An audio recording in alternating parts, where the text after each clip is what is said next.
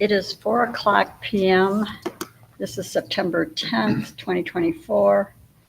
This is the Bluff Town Council work session. Roll call. Linda Sosa. Luanne Hook. Britt Hornsby. Jennifer Davila. Ann Leppanen. Erin Nelson, serving as town manager. So just a reminder where it says, welcome to the Bluff Town Council meeting and public comment, that will not be until later in the day. We're in the work session right now. Ahead of myself, I'm so sorry. No, that's okay. Normally I would have just started with that. So we have a little change in the agenda. Kathleen? Yes, Would you step up here? Okay, Rock, you're under false pretenses.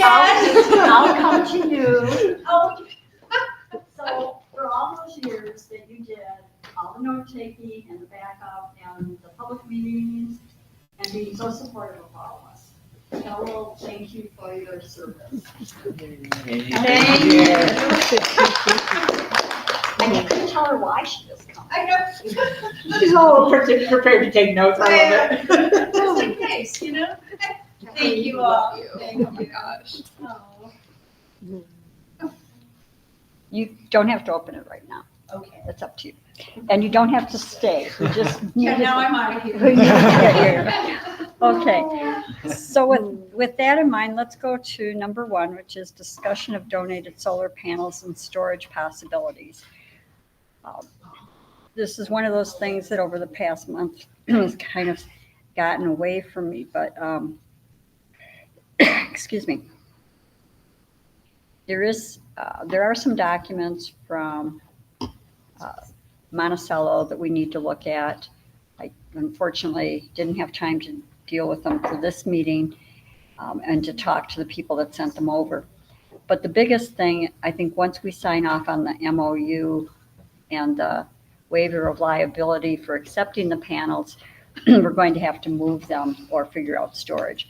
And so one of the options that came to mind is if we could defer it to the end of the calendar year, so to January 1. This is not the ideal, so don't anybody panic, and I haven't committed anybody to anything. But we do have airport hangars, and granted, they're rented, but that is one possibility when you look at the cost of what we might have to pay to store them versus losing the rent from one hangar. That's one option. Option 2 is for someone to do the measurements roughly as to what it would look like if we brought them to the CCC. Is there anywhere on the CCC that we could actually put them safely so that they're not damaged, vandalized, whatever? The third option is if we know anyone in our general geographic vicinity that has storage that would be willing to look at storing them until we can use them. And then that's the next big step. Because we have not been able to get the commitments on the EPA grant, we really don't have a timeline for being able to look at engineering on the roof or placement in the yard. So, I mean, there are a lot of pieces. The biggest piece is going to be Monticello wants to get rid of them and get them moved. But I think we'd have some wiggle room if we had a plan, like we're going to do it in January. This is what we're going to do, and then execute on it. So does anyone have any thoughts about it? Any ideas on? Well, it's March, not January. Their rentals start in March. And do they have to be in an enclosed area? Could they be, I mean, if we found someone with a big shed that was partially open to the element, well, not open to the elements, but I mean, wasn't totally enclosed, would a large shed work? It should, I would think. I think the main thing is the security piece of it, making sure they're secured. And I just want to know, Marcia, I was trying to get all of P&Z here to show thank you for Kathleen, and when she opens her card, then you can sign it. I came today. So. Oh, you're good, thank you. So it's March. March, yeah, Okay. it's March. My thoughts were maybe putting them in a shipping container, and we could put a shipping container on the CCC property and close it up. I know nobody likes shipping containers, and basically, the other thing to think about is the longevity of what a rental like that would be, because we really don't have an idea. And we How don't know long how did it big be it is, how much that takes We up. have the measurements. Yeah, Malia Oh, we has the do? measurements, yeah. I still- Did she include them in one of our, I can't remember, we talked about it for CCC stuff. That's been a question.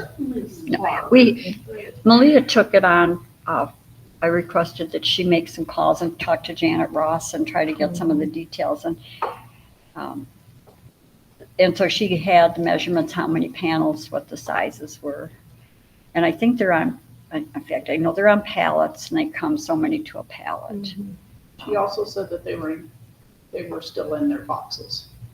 So there is some protection that's with them. And they're designed to be outside.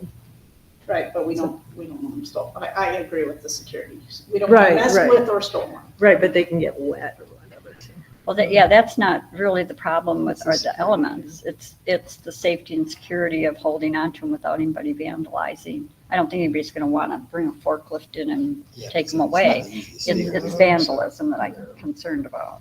So we probably have some place too, if they don't need to be inside something. I mean, I just have no idea how much space that is, like how many that would take if they're all palleted up, but anyway, when we get some more information, we can. I'm looking to see if she had. And actually, I do see Malia is on right now. If Maybe you're she able just to knows. invite a comment, if she knows off the top of her head. Yep, she is on. Yeah, Malia, if you are listening to this, and you do have that information as to the size of the solar panels. Hi, I'm here. Hey. I am looking for those dimensions. I know that it was 7 boxes, and they are as wide as a semi truck trailer and 45 inches tall.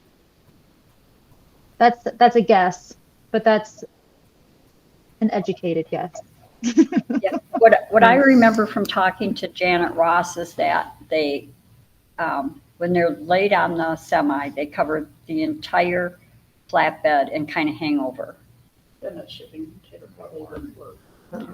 As a shipping container is the back end of a semi-truck. Yeah, Yeah, you they- have to have a couple of them and it's really Well, hard to drive. And then you'd have to Yeah. manipulate them this way. Well, Malia, why don't you and I try to connect before you go back, when you go on vacation, and then I can be a little better organized to have this on for next Tuesday. And it sounds like the hangers are probably Seems not like the best maybe- idea. I mean, if you could tip them and store them on their sides so they were tall. But then you gotta tip them back to get the forklift under them and stuff. I think they just need to be out somewhere where, you know, but it sounds like a big space, but and they're only 45 inches tall. They're not stacked on top of each other. They're not that deep. So it's just one layer of a semi truck. That's not that much. And if we decide to have them somewhere that's not like the most secure, do we have to say publicly, like on a meeting where they are, or can we like keep that? Like, you see what I'm saying?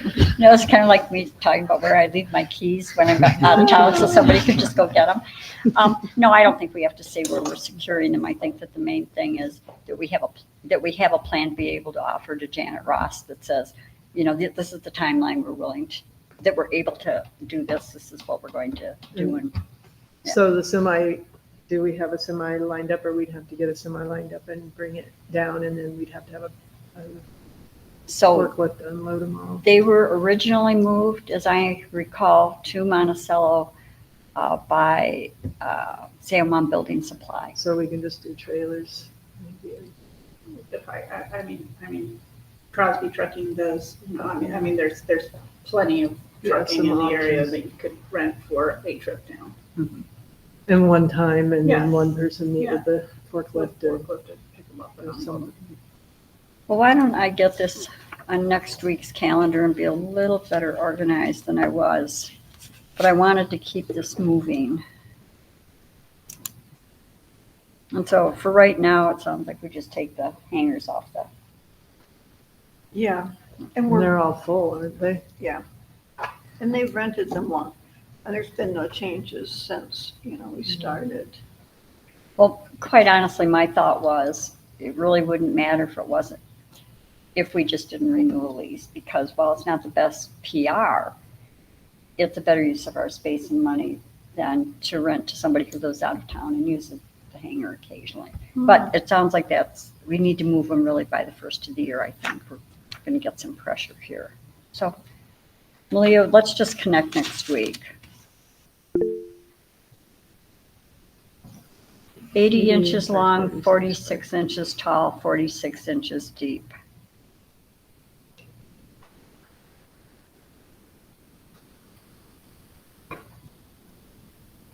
Okay, that helps. Thanks, Malia.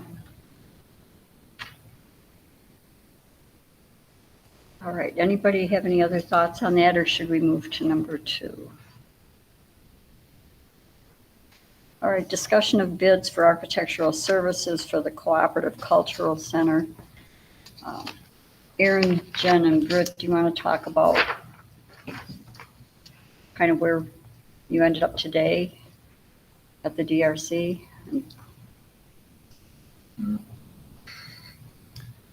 Yes. So I guess we can start with talking about Friday. Is that the best thing to do? Okay. So UDB is looking to have a board meeting on Friday morning, right? And then in the afternoon at 1 p.m. have a joint meeting with us.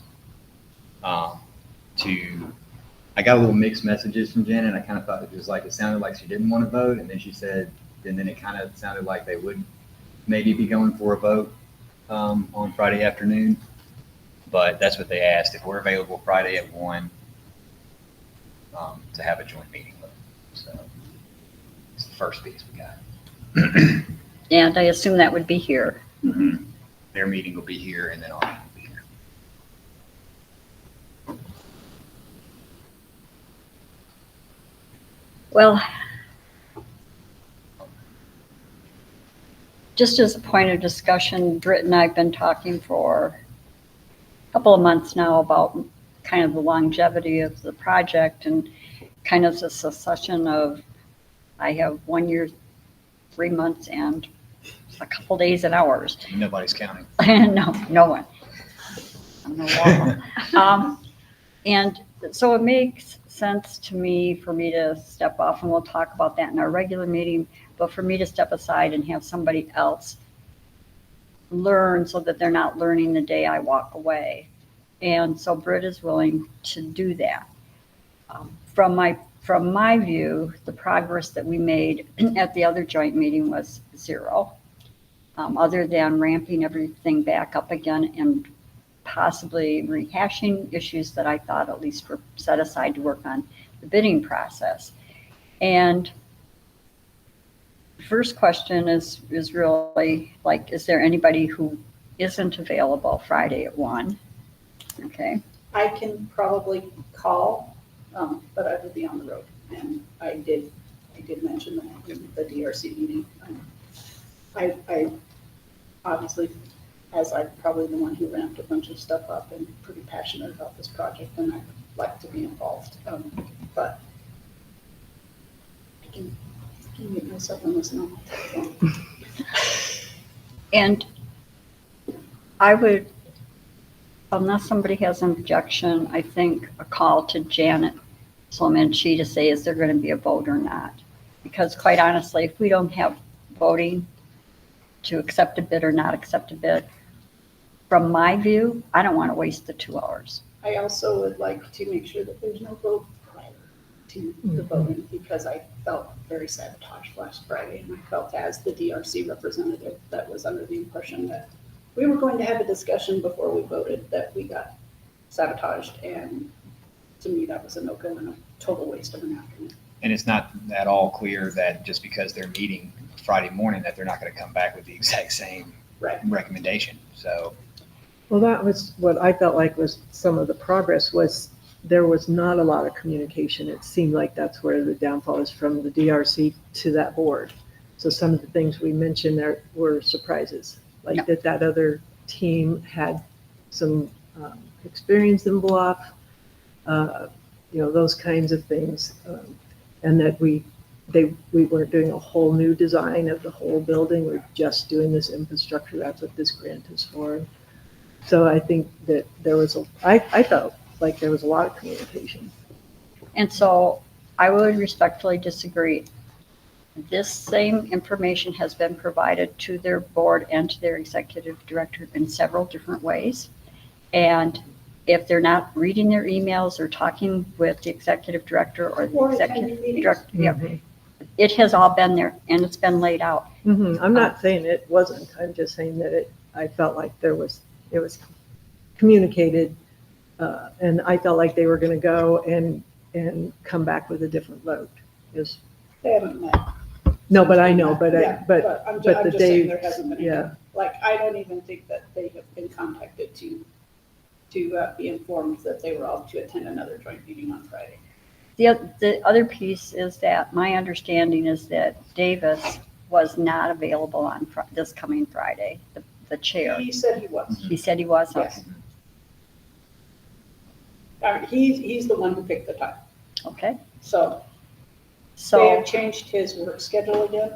So he now has Thursdays and Fridays off instead of Tuesday and Wednesday or Monday and Tuesday or whatever it was before. So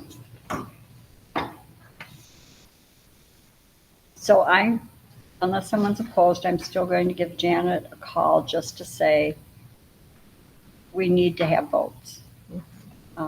We need to be moving forward. well, and I would also in caveat say unless they're prepared to discuss voting for the other bid, that there's no reason for us to meet because I think that we are fairly stuck as to who we can vote for.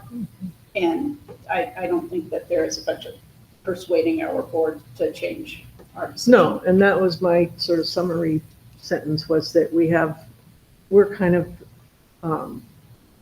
not At an stuck impasse. really, Yes. but we need to vote on ours because it's the low bid. We're obligated. We're Obligated, tied. yeah. That is And, where and for the amount of the project, we have to vote for the one that came in because there's no problem with them. They're all excited. They're ready to go. They're ready to do the work.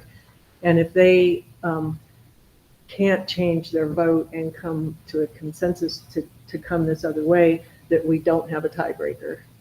And without a tiebreaker, we don't have any way to move forward on the grant. So then we lose the grant. So that they seem to get that too, and it seemed like they were going to go back. I thought that, Lou, until our meeting. No, I today. know, and And in the meeting today, it was still being pushed that they would still like to accept the indigenous Okay, wow. studios and arts and whatever people. or And that's a That's off possibility. the table for us. Right. And so they might need, again, Don't. reminded that there's only really one choice to keep moving forward. I am wondering too how that pre-meeting happened or why there was a pre-meeting to our joint meeting Well, and why did we present to them? well, Malia they had asked for information and Malia tried to work with them to put together a presentation and didn't, she ended up kind of putting it together on her own and presenting something to try to fill in some of these gaps. So I wish we would have all just gone to that meeting Well, if they were we've all in already done it. We town know or it. whatever. Yeah, we We all know. all know this information, and the way it was presented to us at DRC is, could you come and present how the grants are laid out to pay for what? So Leah put a lot of time and effort into the There was the same- presentation that she yeah. basically did here. Yeah. To go up there and presented it, and then at the end was, a vote was called.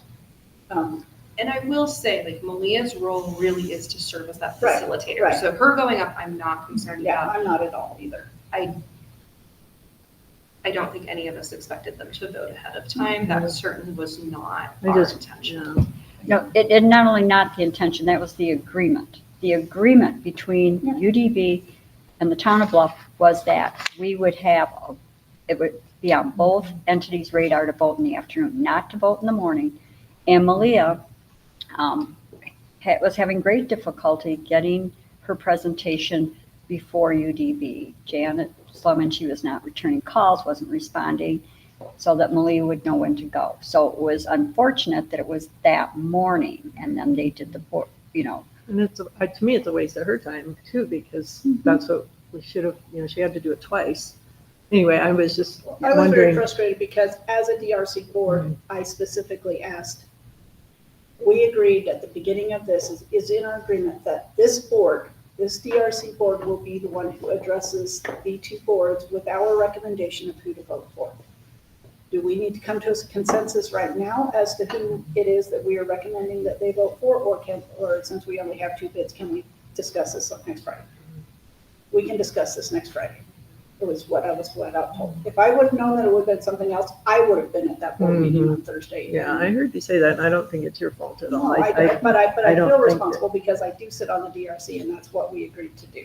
Well, you used good words. We were sabotaged. Yeah. That's just the way it was. It That's happened. how I felt. So let's try to get clarity again that this is not going to happen again.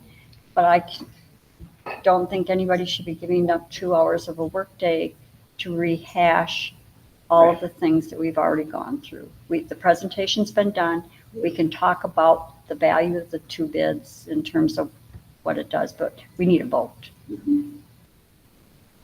Okay. I don't know if I wasn't there, so maybe I'm misunderstanding some of this, but it also sounded, and I want some clarity on the scope of what Malia should be involved with doing with UDB. So I'd heard that there was the possibility of like other grants from all these other native services and things like that. And then it was like maybe thrown out that Malia can help get those and blah, blah. Absolutely not, right? No. Like she's not a grant writer for UDB. She's a project manager for a building. She's a project manager, and Erin and Malia and I talked today. Malia's impression and concept is she's the project manager, and we talked about keeping her in the project manager, which means not doing administrative tasks for one side or the other. If a grant needs to be written and Malia wanted to take it on and be paid separately under a separate contract, yes. Any services requested of Malia Collins beyond the project, and the project is the CCC, we do have those other grants that dovetail into it, but at any point that it looks like she is managing those, then there will be a separate contract for those. And of those other grants that were thrown out, everyone needs to keep in mind when we didn't agree to have oil and gas possibilities drilled into our aquifer, we were told by CIB, we're not extractive industry friendly. And so a lot of those extractive industry grants may or may not be available and even worth the time to write. Just Certainly, mostly yeah. don't want Malia to get pulled into Oh. doing No. what should be a staff job for another. Okay, Right. Just, No, that discussion, Malia was clearly on board, and that was her impression of what she was hired to do. Erin, you want to add Malia, to- I think, did a great job at her presentation. Oh. I thought it was really good. And I could see that they all like her, because I'm like, oh, they've already talked to her and heard her, and I felt like they all were very respectful of her and liked her work. and So- she made a comment on DRC today that she felt like partially responsible for not stopping the UDB vote, but it's like not her responsibility or anything. She's not able to do that. So, No. but. Well, I can't imagine that this could all be written off as a misunderstanding, so it's, Yep. anyway, but I think we should move forward to the Friday.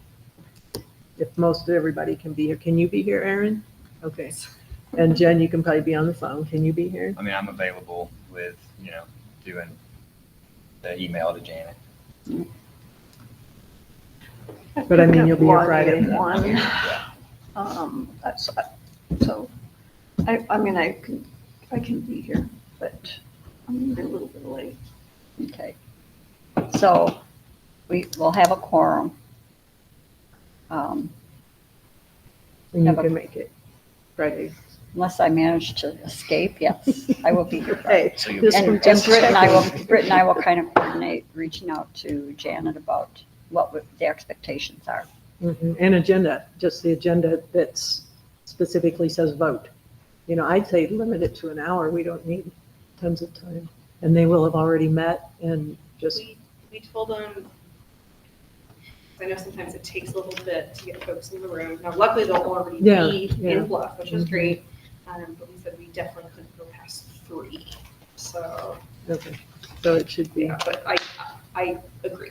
yeah. Yeah, If you give them that agenda with the email, so that Well, even their board was frustrated on Friday afternoon. they should be. That yeah. they said, this has Mhm. been a waste of my whole entire day, and I don't understand why we had the meeting last night and have to come and do this again today. I mean, Mhm. Davis seemed frustrated a little bit Well, today Davis talking wasn't about even it. there. So, well, no, It I'm was saying, Badgerine who was no, most no, frustrated. no, I'm saying Davis seemed frustrated today talking about it, that he was confused about why it went this way, so. Mhm. And so I just would like to point out that on the agenda for last week, which UDB got discussion of and vote on qualifying bids, including signing of conflict of interest, which is the other piece we need to resolve. If we're going to vote, those conflicts of interest have to be signed by every single voting person from UDB.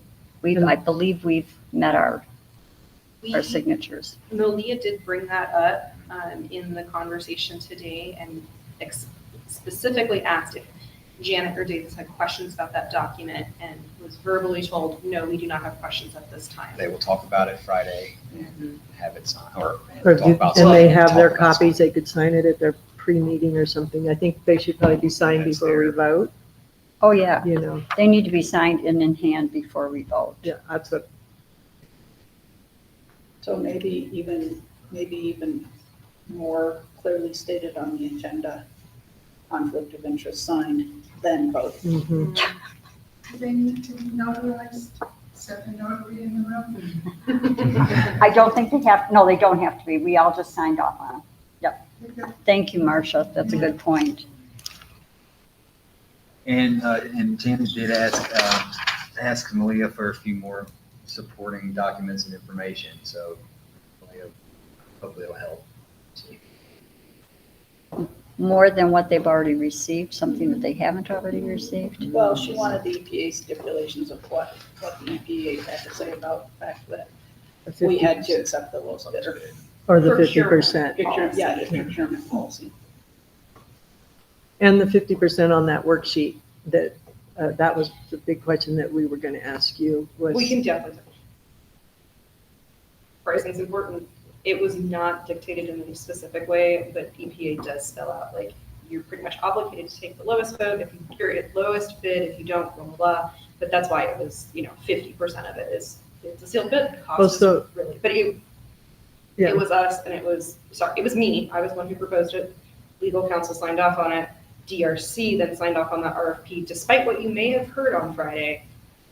Every DRC member saw that document Mhm. and knew about it ahead of time. but maybe just pulling out that quote from the EPA grant. Yeah, Just That's what That's she's- what Erin and Malia are gonna present. Okay. And then pulling out like Yes, scope yeah. and stuff. Yeah, just so for that- That those highlights are there and not, they don't have to read through the whole thing, but just those highlights that say why we can't take half of the bid. Well, and for also going over the architecture. RFP and saying this is what they were asked to Mhm, present. And if mhm. that architectural company didn't understand that, they should have questioned before they submitted their bid. Mhm. And they're a very progressive architect company, and there's no way that they do not understand what the RFP But- is asking for. But Sorry, the but it's RFP specifically said it was Town of Bluff and Mhm. UDB, and that was only directed to UDB. So I think there definitely was some misreading or misunderstanding or miscommunicating or something. Or to direct them. communication some other way. Right, that's like, Erin That's did the- also investigate, and, we had the question of whether we had approached the Navajo Economic Development Council. Erin said that Indigenous Design Studios was on the first send out of the RFP. So Yeah. they didn't have any less time than anybody else. Both No. of our bidders were contacted on the exact same day and the exact same opportunities. Mhm. No, I don't think they were complaining about that. They just, I think what I sensed from the board members was they wanted to do a bigger remodel project, but we don't have 4 million to do a $4 million project. This is a basic one. And so then I ended up reading that RFP and it's like, oh, we're just fixing the basic stuff and getting in it. And then they can apply for grants. We can apply for grants if we need something else. But in the meantime, we can be using it. Assuming that the certificate of occupancy approval goes through based on what we're doing Mhm. and what we end up with, yeah. Yeah. But I want to emphasize, every board member, every council member has received complete packets of all the information. And Oh, it's I'm on sure. that person if they don't read them. No, I'm sure they have. One question I had though was, oh man. Ah, shoot, it was the cost of something. When it talks about fire suppression, I think the RFP said they will put it in. So is part of that bid Just that putting it in, or are they just helping they're to gonna design contact it and do the specifications and then will help us put it out to bid. So they would not be doing they wouldn't be doing any of the installation. And It the would- fire suppression people probably have their own plans of. No, these people, I mean, these people do this every day. This is what they do. They design these systems that have to comply with fire safety regulations, with HVAC. And I mean, this is their specialty. I think fire specific, it was, they were gonna help us to put together the specifications. It probably wasn't like the full blown plan. Right. But it was like enough that we could put it out to bid. To and the say, fire this suppression is where company you're could- putting it, Yes, and then exactly. they This is decide where the it's gonna pipes go. and what the And fittings can- are and stuff. Everybody one person at a time because the audios are getting, We can't think that way. I mean, you have to have that design written into your plan so that the fire suppression people can accurately bid it out. Mhm. Okay, that's fine. I just was a little bit confused on that, so that's good to know. so I'm going to make a suggestion that we defer number 3 to next week on the regular meeting because we need to go into our regular meeting now. So if everyone's okay with doing that, we can get a motion to go. Motion to adjourn. Second, All in favor, say aye. It's 4:32. All right. Aye. Anyone opposed? All right, it's unanimous. We're going to close out this meeting and then log into our You guys here, just stay where you are.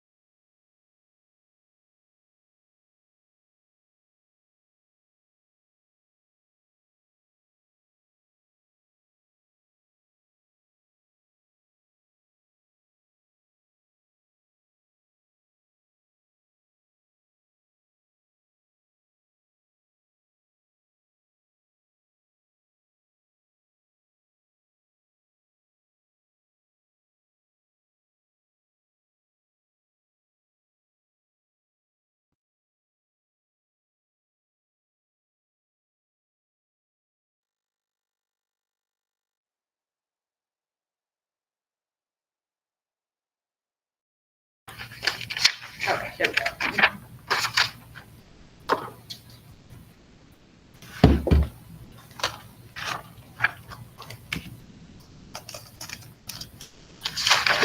for the public notice part.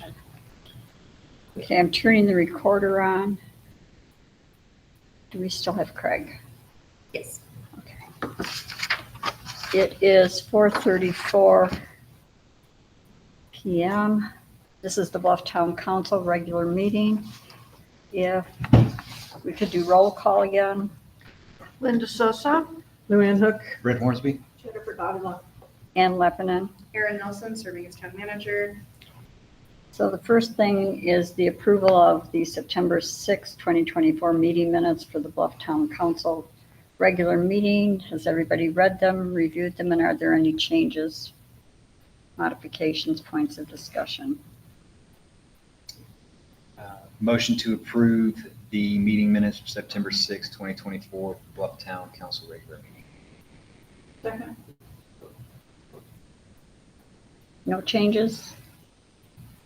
I was just gonna ask, I know there was a motion in that meeting and I wanted to clarify where the funds to update the modular were coming from. Were they coming from the joint account, our checking account, and was there a limit on them in terms of the funding? At the meeting, it was said that it was out of the joint. Just want to make sure for the motion itself. Anything else? That's the big one. Yeah, no, thank you. Did I take the vote? All in favor, say aye. Aye. I, Anyone opposed? It's unanimous.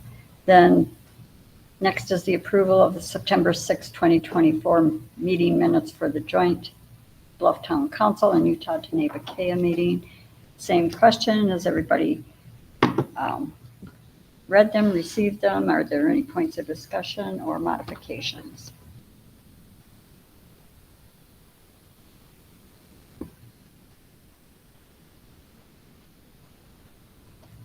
I wasn't there, so I don't know. I think it's fabulous that you were able to condense them down to a page and a half. Mhm. Thank you. I motion that we approve the minutes for the joint meeting. I second it.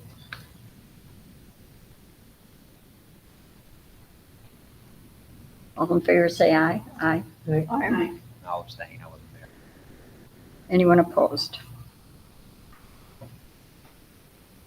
Okay, then there will be a 3-minute time limit for public comment. If you exceed the 3-minute time limit, the meeting controller will mute you.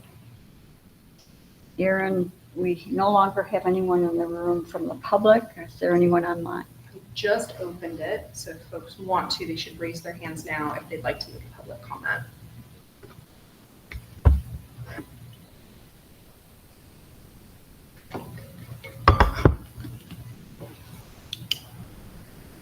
I'm not seeing anything.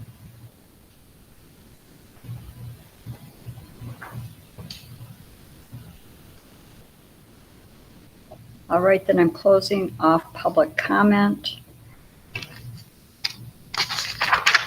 Moving to the agenda itself, the very last item should be number 8, and then number 8 should be number 9. You motion to adjourn and others should come after the executive session. Our attorney can meet at 4:30 today. Everybody should have been sent a link. I do need a motion to go into it and a vote to go into executive session.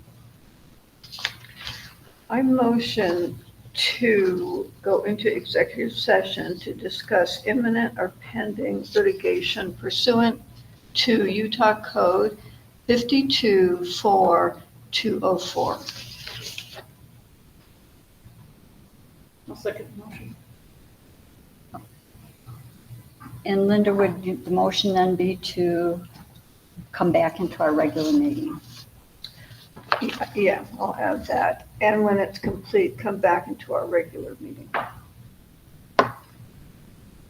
All in favor, say aye. Aye. Right. Aye. Anyone opposed? It's unanimous. Then I am pausing this recorder, logging off of this, and we all go into the closed session. So everyone who's on this meeting right now, go ahead and close out of it. I am going to You leave can, mine. you can see that we're all out. Yes, I am going to watch that you all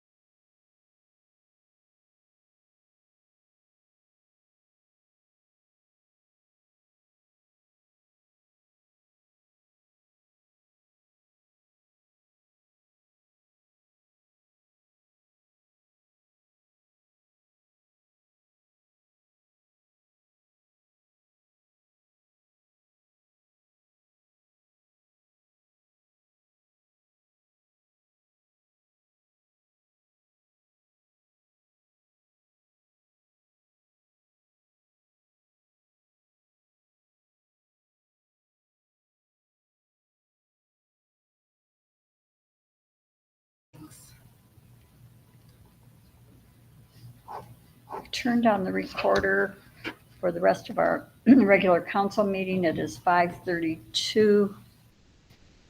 And quickly, nobody has left the room. We're all still here, so we're not going to do roll call. I would suggest that we do number 1, number 5, and a quick one on number 7, and that we hold the rest to next week so that people, unless you think we can get through the whole agenda. Before 6? Yeah, and so let's do this. Starting with number 1.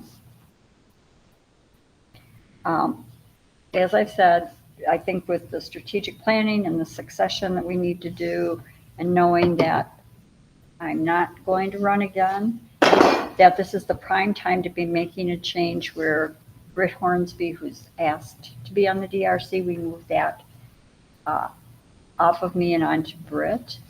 And that way we know we have at least 3 years of work out of Britt. But I think it's a really good time. I'll continue to be the touch point for the acquisition and redevelopment agreement with the executive director for UDB. But in terms of the project moving forward in the DRC, I think this is the time to do it.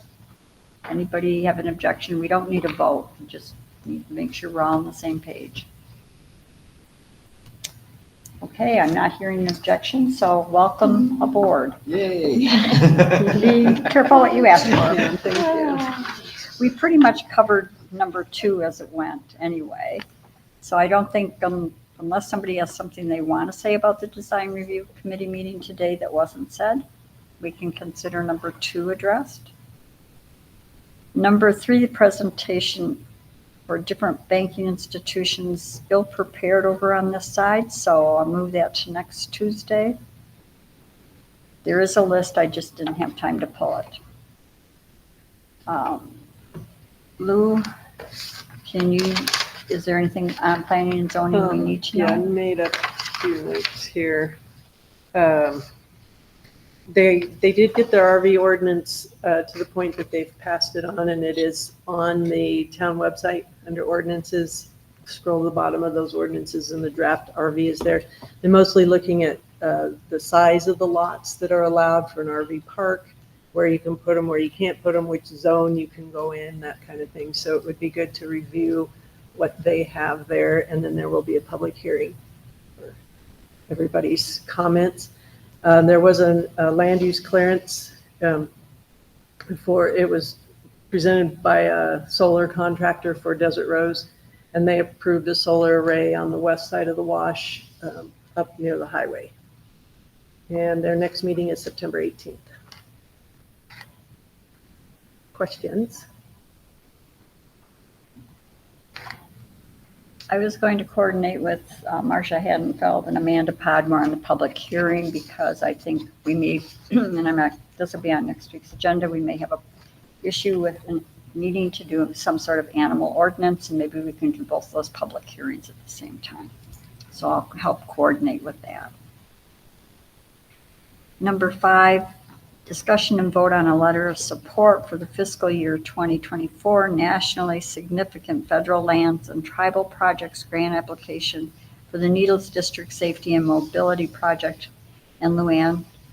Yeah, so we got a message from Chris Hall from UDOT asking for letters of support for a stretch of highway. It's north of Monticello, to add a passing lane in there. And they want the letters of support, like what we did to get this trail study done. They're applying for a federal grant. It's milepost 90 to 94. So we sit at 25.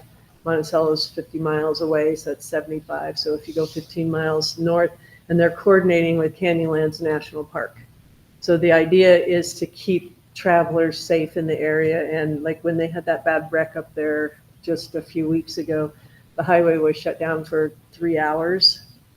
Nobody could go anywhere, and there are not a lot of ways to get around 191.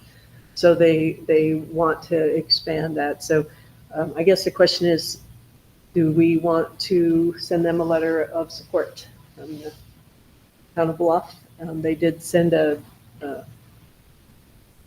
what do you call it? Like a sample. Yeah, a sample or just template. They send a template that we can just sign or we can add specifics. We're not right in the neighborhood, of course, but a lot of the travelers that come here and a lot of us, people that live here go back and forth through that highway all the time. And it is a dangerous spot. They fixed up a bunch, but they were hoping for federal money to fix up that section. I mean, I'm fine with signing a letter of support for it. And two, I think it does directly affect us. It's the same road, so. Well, it affects our businesses, it affects our residents, Are they talking about like at the, like right at the, kind of the entrance area to Canyonlands? Or It's it doesn't matter? It's like a right in trail there. along It's Peters Hill. Lisbon Valley Road and that whole, it's It's all dangerous, so, Yeah. okay. I think they should make it four-way all the way. Way. Not us all over the way. it is milepost 90 to 94, but I Okay. can't really describe it any better That's than fine. that. I know 15 saying miles. 94 didn't help me much, so. Well, it's 15 miles north of Monticello, so you got to get over the Peters Hill and stuff and down into that. Bottom, so. Okay. Sounds Do we good. need a motion to? Sure. I motion that we submit a letter in support of the highway project from milepost 90 to 94 on Highway 191. Second. All in favor, say aye. Aye. I, Anyone opposed? It's unanimous. Lou, can you manage that? yeah, I'll pull it up. And then they also, of course, would like it to be distributed to whoever else would maybe be signers, and I don't know. Maybe we don't get into that with them. It was sent to us because we did help them with that other one, and then to Elaine Gisler and Mac McDonald, and they're working with Canyonlands National Park. So I think if we send a letter, is everybody happy with that much effort? Yes. Okay. They're not working with Luanne because she's doing. Well, and hopefully her mail is getting forwarded or whatever, Get but higher in there. Well, yeah, we can talk offline. yeah, all right. So I'm not going to ask folks to update their strategic goals today. We can do that. Darn it, I Next. have 5 pages of update. Jeez. All right, so, but you can have the next one. You can have the next one. What was the Utah League of Cities and Towns annual conference like? updating my goals. There you go. I thought it was informative, speaking for myself as a newbie. Some of the I went to 6 different breakout groups. Some of them were too informative, as in they went straight over the top of my head with all of their acronyms for housing. And some of them were less interesting too. I was a little bit disturbed that they're also city oriented, but we did have the rural breakout session, which was nice. That found out some great new places that we can go for, maybe some parks funding, and learned a bit about the missing middle housing and how to get around dealing with that in communities, which really affects us. They did focus a lot on that in cities, but they did also touch that it's also a problem in rural areas, which it is here. So those were great things. Got to listen to Governor Cox, which I agreed with most of what he said until the very end, and then he lost me. But I thought it was a good, worthwhile conference, and thank you for sending me. I appreciate the opportunity. So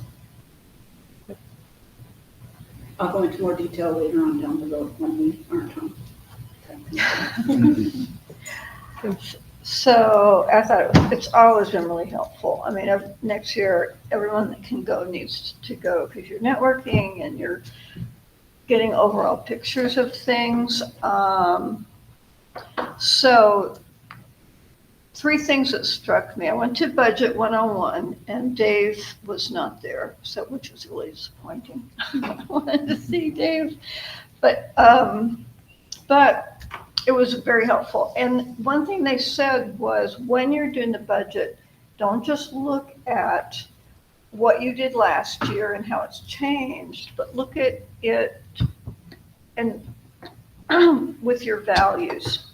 What things in the budget, the new budgets, does the board and the town really value?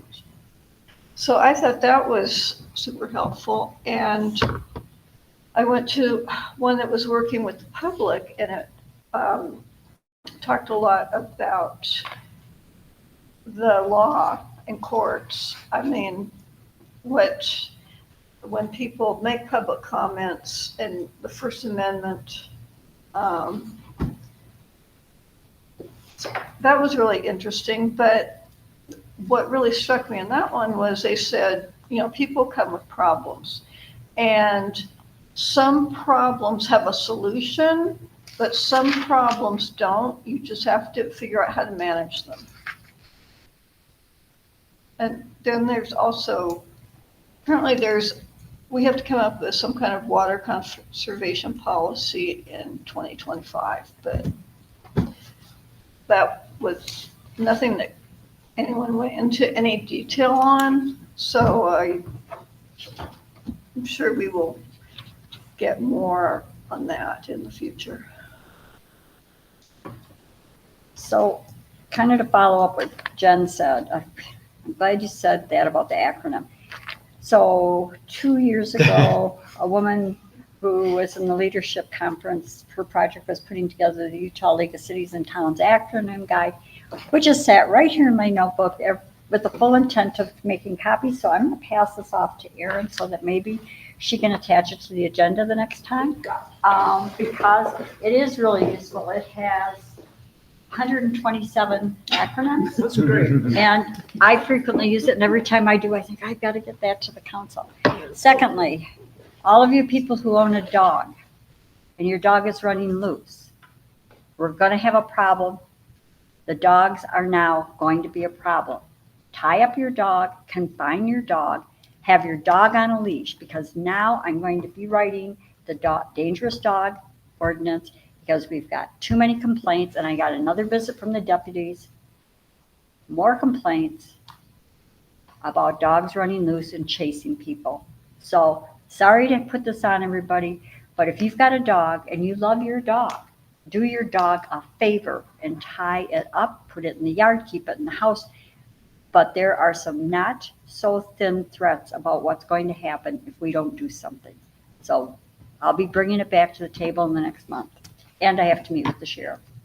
There was one bit of confusion, I think, of a dog that looked like another dog that wasn't that dog. And I think that dog has been picked up.